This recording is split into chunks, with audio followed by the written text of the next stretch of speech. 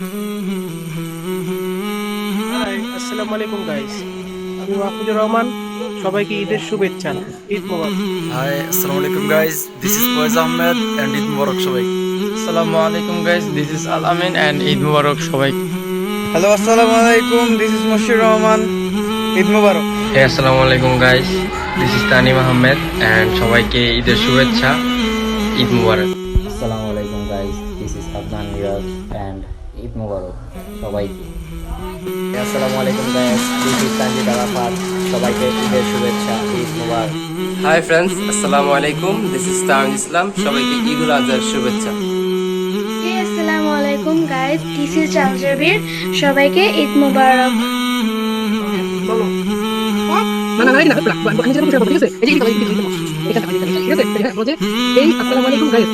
আসসালামু আলাইকুম গাইস, হ্যাঁ, দিস ইজ আবু বকর দিচ্ছি আবু বকর এন্ড and ঈদ মুবারক ঈদ মোবারক সবাইকে। সবাইকে।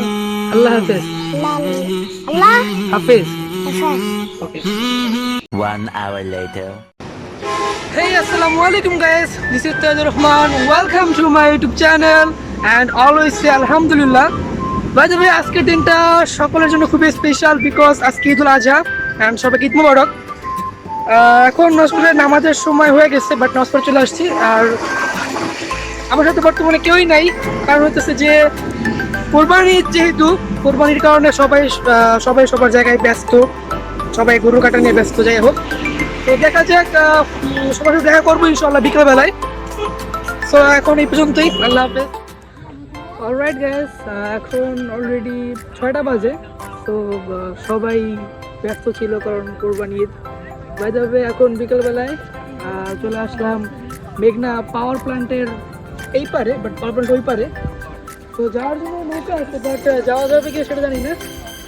আর আমার সাথে বর্তমানে আছে তানিম আহমেদ নোমান বন্ধু। আচ্ছা, আর আমার সাথে আসছে ভাই, আপনার নামটা তো আমি আসলে জানি না, ভুইয়া। তো আমাদের বড় ভাই ফেরদৌস ভুইয়া। ভাই দেবে তো এখন সামনে আর দিকে সামনে কি দেখা যায়, তো লেটস গো।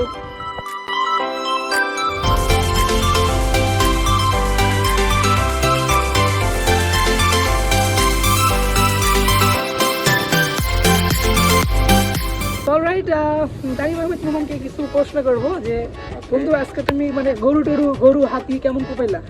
হাতি কোপাই নেই, গরু কোপাইছি। বাবা শামসু, আমার না কোবালে হয় না। তোদের কারণে শামসু থেকে আজ আমি কোবা শামসু হয়েছি। শামসু কোপাইছে আমাদের তানিম ভাই। ভাই, আপনি নাকি গরু কি বলে মানে ধরছেন, কি বলে সিস্টেম শুনলাম গরুর?